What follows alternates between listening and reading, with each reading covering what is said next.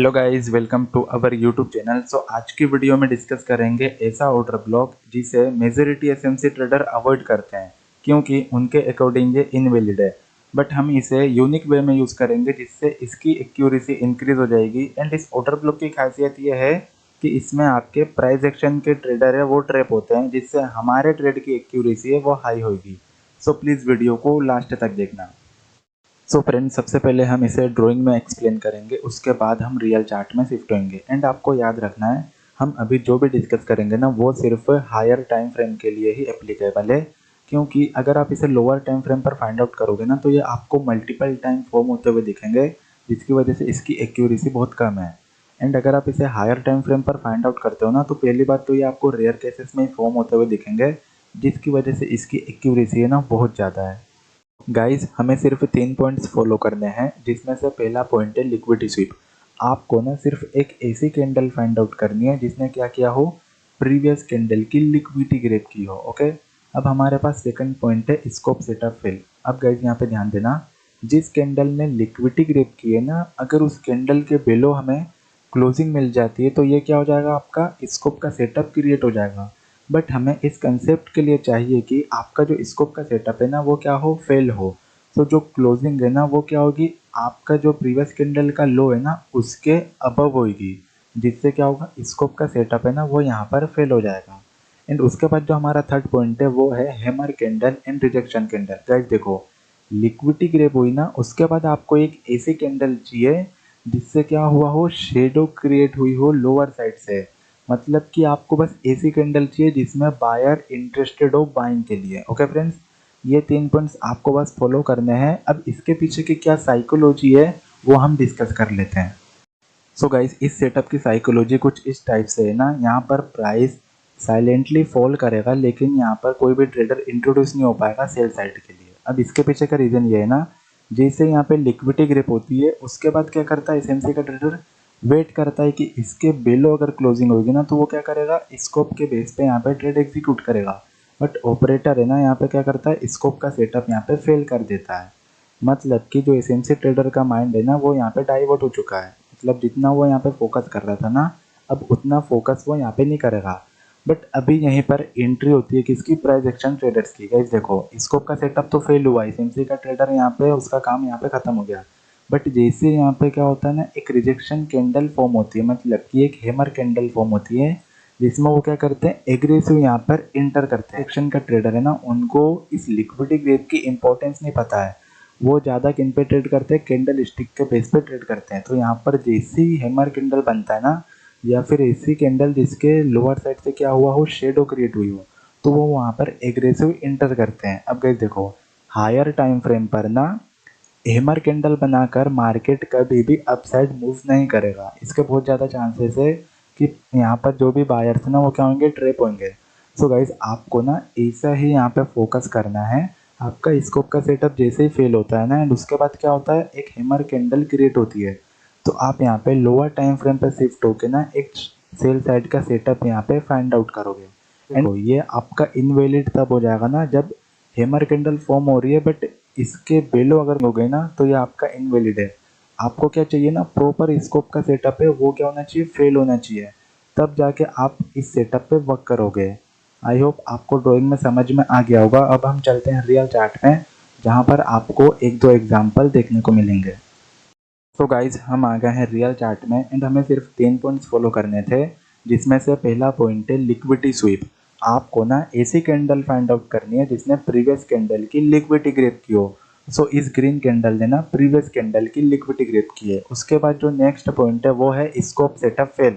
Friends देखो, जिस candle ने लिक्विडिटी ग्रैब की है ना उसके अबव हमें क्लोजिंग देखने को मिली है, इस लो के अबव हमें क्लोजिंग देखने को मिली है, जिससे क्या हुआ, स्कोप का सेटअप यहाँ पे फेल हो गया। एंड जो थर्ड पॉइंट है, हमें क्या चाहिए था, एक हैमर कैंडल, एक रिजेक्शन कैंडल चाहिए थी, जिससे क्या हो, प्राइस एक्शन के ट्रेडर यहाँ पर एग्रेसिव बाइंग करें। ओके गाइस, इन सब के बाद ना आपको लोअर टाइम फ्रेम पर शिफ्ट होना है एंड कोई सा भी सेल साइड के सेटअप देख के आपको ट्रेड एग्जीक्यूट करना है।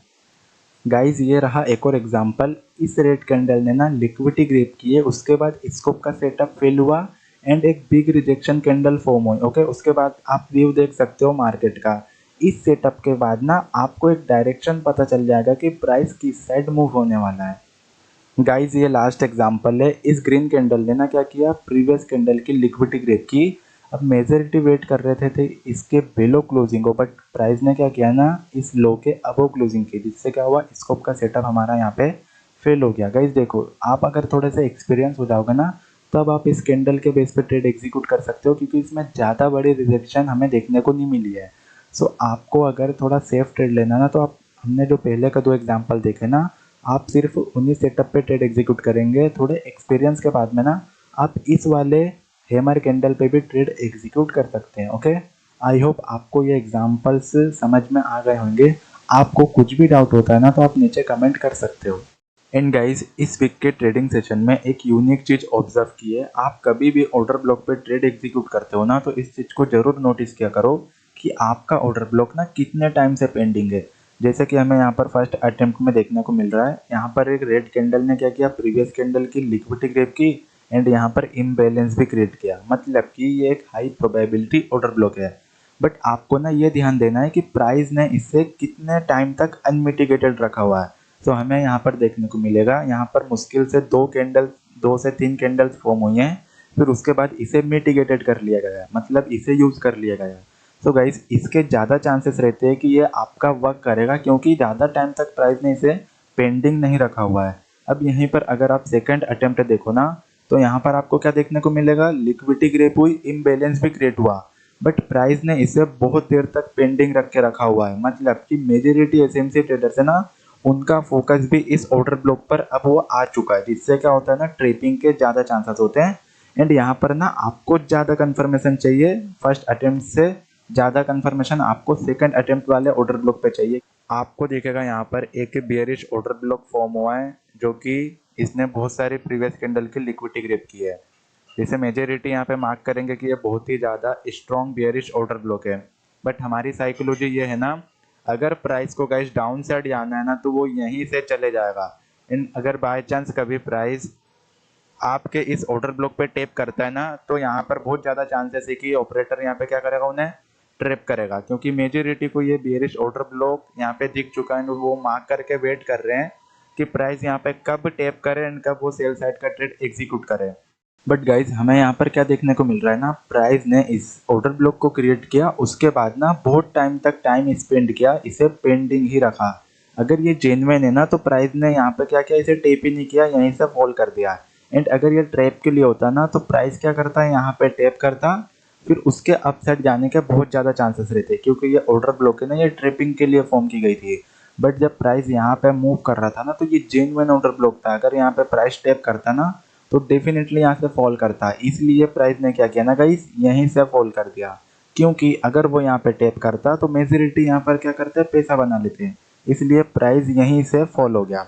अगर मैं आपको थोड़ा सा प्रीवियस हिस्ट्री में बताऊँ ना, तो आपको दिखेगा इस ग्रीन कैंडल ने क्या किया, प्रीवियस ग्रीन कैंडल की लिक्विडिटी ग्रैब की है। अब देखो गाइस, यहाँ पे ऑर्डर ब्लॉक क्रिएट हुआ ना, उसके बाद यहाँ पर इसे कितना टाइम तक पेंडिंग रखा गया, मुश्किल से यहाँ पर 2 कैंडल फॉर्म हुई है, फिर उसे थर्ड कैंडल ने टैप कर दिया, जिससे इसके क्या चांसेस है ना, कि ये थोड़ा सा हाई प्रोबेबिलिटी ऑर्डर ब्लॉक है, क्योंकि ज़्यादा देर तक प्राइस ने इसे अनमिटिगेटेड नहीं रखा हुआ है। आपको दिखेगा जस्ट इसके ऊपर एक और ऑर्डर ब्लॉक है, अब ये अनमिटिगेटेड है, और यहाँ पर देखो प्राइस ने ना कितने टाइम तक यहाँ पे नीचे स्पेंड कर दिया है। ये आगे फ्यूचर में ना गाइस कभी वर्क नहीं करने वाला है, और वैसे भी आपका जो प्राइस है ना, वो आपके ऑर्डर फ्लो पे टैप करके मूव कर चुका है, जिससे क्या हुआ ना, इस ऑर्डर ब्लॉक की वैल्यू तो वैसे ही लो हो चुकी है। ओके, आई होप आपको पता चल गया होगा ये कंसेप्ट कि किस तरह से ऑर्डर ब्लॉक को ना टाइम स्पेंड के थ्रू यूज किया जाता है।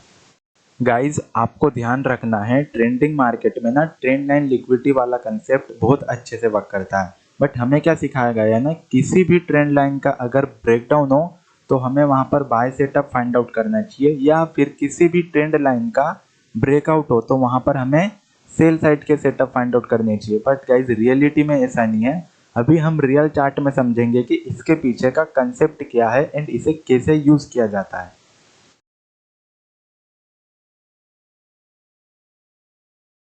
फ्रेंड्स, आपको याद रखना है, मोमेंटम बहुत ज़्यादा इंपॉर्टेंट है आपके इस ट्रेंड लाइन लिक्विडिटी कंसेप्ट में।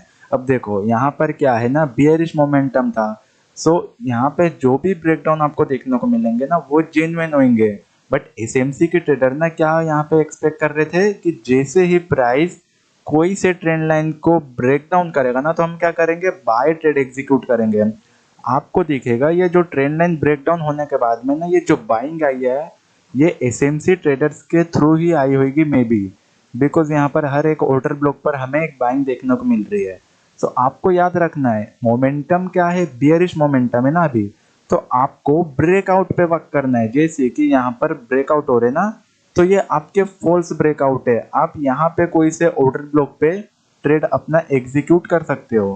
क्यों? क्योंकि मोमेंटम आपका बियरिश है एंड बियरिश मोमेंटम में ना जो ब्रेकआउट होते हैं वो फॉल्स ब्रेकआउट के चांसेस रहते हैं। अगर मैं आपको आगे बताऊं तो आपको यहाँ पे भी देखने को मिलेगा इस ब्रेकआउट पर भी क्या हुआ, आपको एक ट्रेड देखने को मिला। क्यों? क्योंकि आपका जो मोमेंटम है ना वो क्या है, बियरिश है।